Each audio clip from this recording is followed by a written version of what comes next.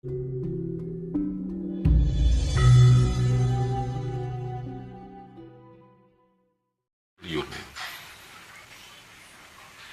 apa ya? Sepertinya mereka itu tidak punya rasa malu atau moral yang sangat luhur. Yang ingin saya ulas mungkin di sini, padahal kita itu negara yang punya budaya yang sangat bagus, sangat mulia, dan kita juga negara yang beragama. Semua punya agama mereka itu, nggak ada yang tidak beragama. Tapi pada kenyataan kenapa tuh tingkat kesadaran mereka, para pejabat khususnya yang sampai terjerat kasus korupsi, itu kenapa kok sampai bisa melakukan tindakan korupsi yang sangat-sangat luar biasa parahnya itu, Mbak? Begini, jadi kita pernah memang membaca ya tentang budaya malu itu, kita dengar dari Jepang. Jepang itu punya budaya malu yang tinggi. Kalau dia berbuat salah, misalnya korupsi, dia malu. Bahkan dia terus mengundurkan diri dari jabatannya. Juga ada yang bunuh diri, Betul. harakiri, karena malu. Kita sebetulnya ya kita tidak begitu. Kita lebih mengutamakan kesadaran. Kesadaran. Jadi sadar bahwa korupsi itu akan menghambat kemajuan, menghambat kemakmuran, merugikan orang lain, merugikan negara, merugikan masyarakat, rakyat. Nah, korupsi itu kesadaran. Jadi bukan budaya malu. Jangan terus mulai Jepang korupsi ketahuan malu, mari kita tiru. Dalam tiru mana lah ini. Kan kita ini memang punya budaya meniru. Nah ini budaya kita. Iya. Budaya meniru. Nah ini kalau Jepang mungkin enggak.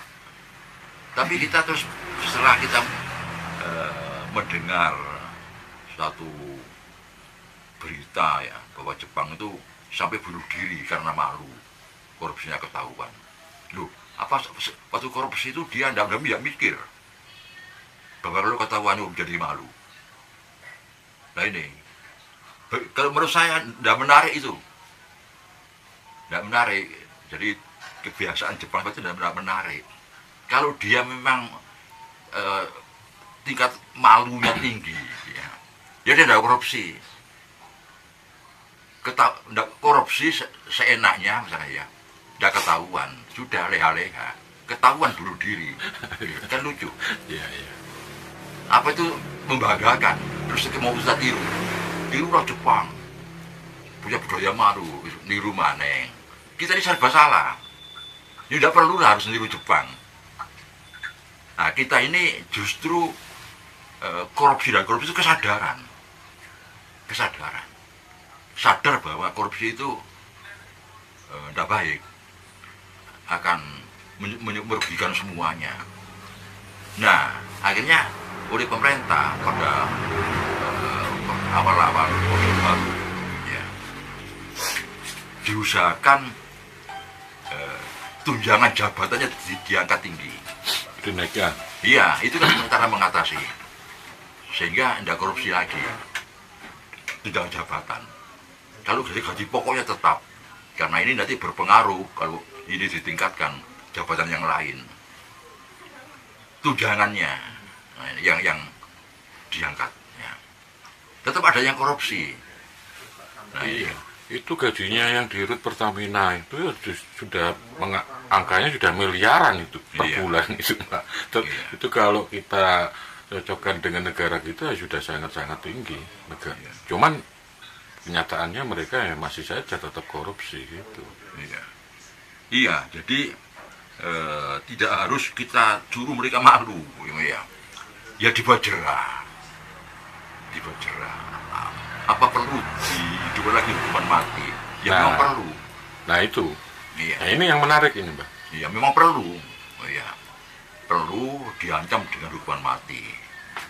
Nah, dan semua pejabat sadar. Ya kan gampang aja. supaya tidak sampai kena hukum mati, ya jangan korupsi. Jangan lah. korupsi, Kan gampang iya. sebetulnya. Kecuali orang itu berbuat kesalahan karena lengah, kurang hati-hati, ya kurang hati-hati, tidak bisa menduga-duga. Seperti kendaraan 20 orang, ada orang hati-hati, kurang menduga, tidak ada orang 20 orang juga mati. Ya, tapi korupsi itu perlu, karena yang korupsi sadar bahwa lo ketahuan akan juga mati, tetap dia melakukan. Ini apa? Ya kan itu ya. Jelas korupsi itu diancam hukuman mati. Ada pasal yang klausul demikian. Tapi tetap dilakukan, ya sudah. Berarti dalam hal ini tingkat kesadaran kita, para pejabat di negara kita itu sebenarnya kesadarannya sangat rendah, Mbak. Jadi nanti bisa akan muncul kesadaran itu kalau memang mungkin nanti ada hukuman yang tegas seperti hukuman mati itu tadi, Mbak ya. Ya. Mungkin kesadaran baru akan muncul karena Betul. karena ada apa ya, ancaman di situ. Iya betul. Itu betul. Jadi tidak dibalik. Tidak perlu hukuman mati lah. Kita selalu mengadakan apa istilahnya itu, penataran tentang hukum, kesadaran hukum, supaya ada kesadaran bahwa dia tidak korupsi, tidak perlu hukuman mati. Loh, bukan begitu. Ya. Bukan begitu ya. Bukan begitu. Jadi hukuman mati itu memang apa ya? Akhirnya menjadi orang ketakutan, takut kan? Takut. Sebab apa?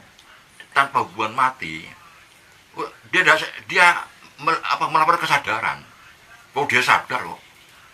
Ya, sadar, kecuali hukuman mati disembunyikan. Tidak mungkin.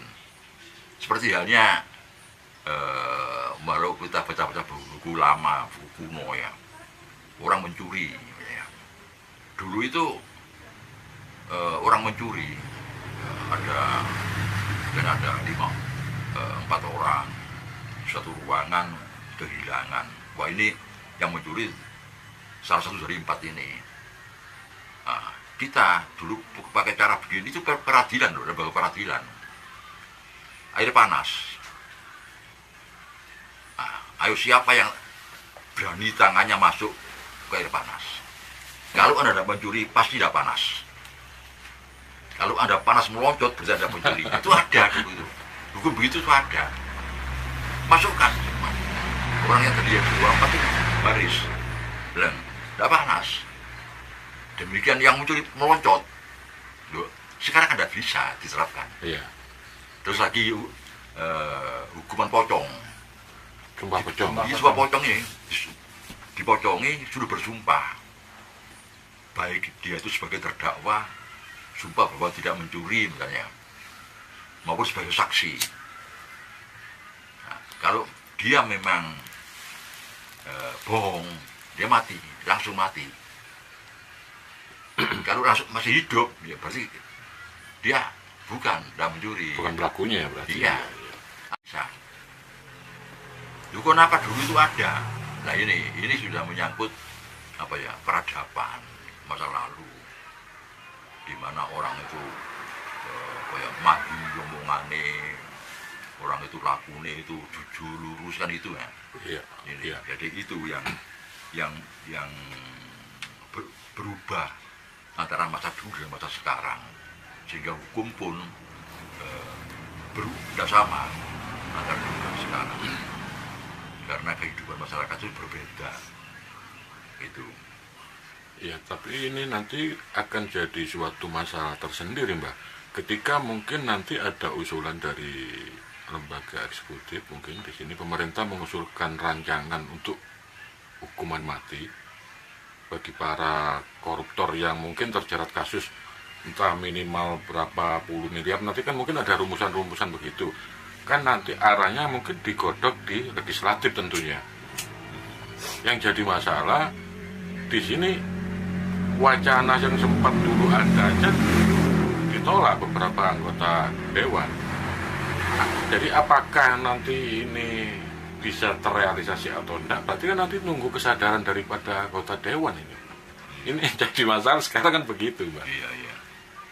menurut Mbak Gatot nanti rumusan hukum yang mungkin nanti akan diajukan dari pihak pemerintah, kalau toh nanti dari pihak Dewan tidak meng-ACC, ini kan juga ya percuma, Mbak ya. Iya. Terus pendapatnya Mbak Gatot gimana nanti? Saya Kayak dewan, anggota dewan yang misalnya tidak pro terhadap hukuman yang tegas seperti korupsi ini. Saya lebih kepada kenapa sih ada undang berbunyi demikian?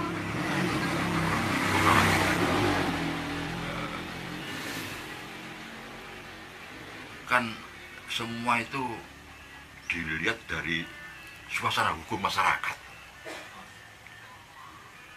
Suasana hukum masyarakat, sehingga berlakunya undang-undang dan kepatuhan atas undang-undang itu diwarnai oleh suasana hukum masyarakat. Nah, kalau itu diterapkan ya pas. Nah, terus sekarang dikaitkan dengan suasana hukum masyarakat dari dulu hingga sekarang, yang sekarang disebut dengan Pancasila, dasar negara, sumber dari segala sumber hukum. Pancasila melarang, sepertinya tidak manusiawi hukuman mati itu, sepertinya melarang. Nah, ini yang menjadi beban pemikiran. Lalu apakah dengan diterapkan hukuman mati justru itu anjuran Pancasila, anjuran dari dasar, dari sumbernya adanya hukuman mati itu, atau sebaliknya Pancasila tidak mengenal hukuman mati, apa begitu? Nah, sekarang dengan adanya korupsi, apa tidak mengisbatkan masyarakat ada yang mati karena kekurangan kelaparan, misalnya, karena yang seharusnya sejahtera malah tidak iya, jadi sejahtera. Iya. Kalau menurut saya, kok sebagian tidak ada hukuman mati itu. Sebab kesadaran untuk patuh kepada hukum tidak lewat situ. Kalau lewat situ ada keterpaksaan yang sehingga orang itu terpaksa tidak melakukan karena takut hukuman mati. Kan keterpaksaan ini akan meregenerasi keterpaksaan itu. Demikian ini dihapus, jebol, korupsi semua orang. Jadi kita mengharapkan bahwa hukum itu dipatuhi karena kesadaran. Justru ada penyuluhan hukum kepada masyarakat. Kata-kata menyuluh itu kan menerangi. Bukan sekedar natar, penyuluhan tentang hukum, jadi menerangi, sehingga masyarakat itu kesadarannya yang membuat dia itu patuh, bukan keterpaksaan. Ini kalau menurut saya begitu. Ini yang sesuai dengan dasar Pancasila, sumber dari segala sumber hukum. Iya, kalau dikaitkan pada kasus yang lain seperti narkoba, itu kan ada beberapa yang terpidana mati itu. Kalau mungkin dilihat dari efek yang akan ditimbulkan, ya, ketika kan dulu ada kasus seperti narkoba itu yang dihukumi hukuman mati, itu kan banyak itu, Mbak. Iya. Yang jadi pertanyaan, kenapa kok tidak bisa diterapkan pada kasus korupsi? Apa itu menimbang daripada efek? Saya kira kan efeknya kan juga ya sama-sama parah itu nanti ke masyarakat, khususnya yang masyarakat bawah yang seharusnya mungkin sejahtera akhirnya tidak bisa sejahtera kan gitu. Cuman di sini mungkin dituntut keberanian daripada para anggota dewan yang konon katanya sebagai wakil rakyat. Padahal di sini itu harusnya memang sebagai aspirasi rakyat kan ya mau membela kepentingan rakyat, bukan hanya beberapa mungkin para koruptor 1-2 orang aja. Iya, jadi kan kalau menyangkut narkoba ya, itu kan ada bendanya ya, dan tidak semua orang tahu narkoba itu apa sih ya, narkotika ya, itu ya bagaimana Bahkan dulu ganja itu banyak orang jarang tahu. Ganja itu apa? Oh, ternyata sayur ganja itu. Nah ini baru tahu kalau ganja itu sayur. Di Aceh itu makanan sehari-hari sayur itu. Kenapa ini menjadi diharamkan menurut hukum? Ya, karena membuat mabuk dan sebagainya. Itu kan belakangan. Iya. Jadi sebaiknya memang kita tahu larangan itu yang dilarang itu apa. Kalau berbentuk benda, bendanya bagaimana itu kan perlu